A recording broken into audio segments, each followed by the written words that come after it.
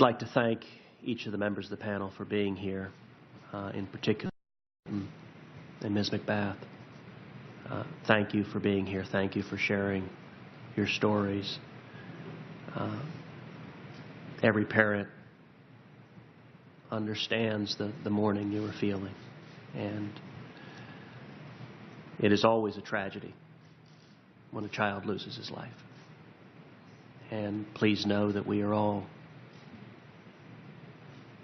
feeling your loss and express our very sincerest condolences. Much of the discussion this afternoon has concerned the tragic circumstances of the Travon Martin case. And none of us in this hearing room were there that night. None of us knows precisely what happened. We do know that there was a violent altercation between an Hispanic man and an African American teenager. And we know that at the end of that confrontation, the teenager was dead. What exactly occurred that night, no one in this room likely will know for sure. But we do know some things. We know that our system of justice has a process for ascertaining what happens when there is a violent confrontation, particularly one that leads to the loss of life. And that process is a jury trial. And a jury of Mr. Zimmerman's peers heard the evidence in that case. He was prosecuted in that case. And the jury rendered a conclusion. We don't know if the jury was right or wrong, but we do know that the jury system is the only system the judicial system has for ascertaining what happened, particularly when you have a one-on-one confrontation. It can be particularly difficult to determine what the facts are. But we also know that the subject of this hearing, the stand your ground laws,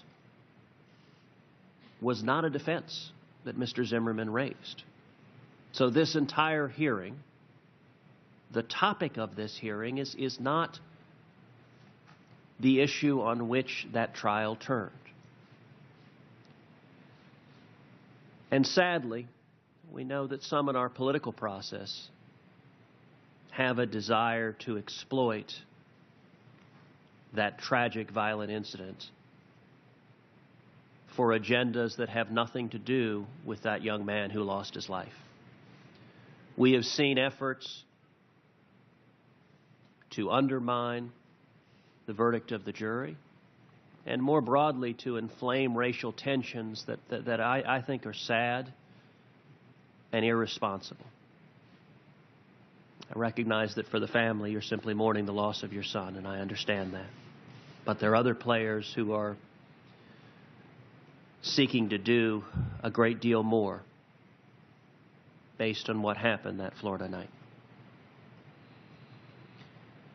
I would note additionally that the chairman of this committee a moment ago made I thought, remarkable statement that to the effect that no one could reasonably believe that stand your ground laws protect those in the African American communities who are victims of violent crime. I think that's a remarkable statement on many, many fronts, including the fact that a great many African Americans find themselves victims of violent crime and have asserted this defense to defend themselves, defend their families, defend their children. But I also find it remarkable because the assertion that no one reasonably could suggest this benefited the African American community is drawn into remarkable relief when one keeps in mind that in 2004, a state senator in Illinois by the name of Barack Obama co-sponsored an expansion of Illinois' law providing civil immunity for those who use justifiable force to defend themselves. So the notion that stand your ground laws are some form of veiled racism may be a convenient political attack. but it is not borne out by the facts remotely.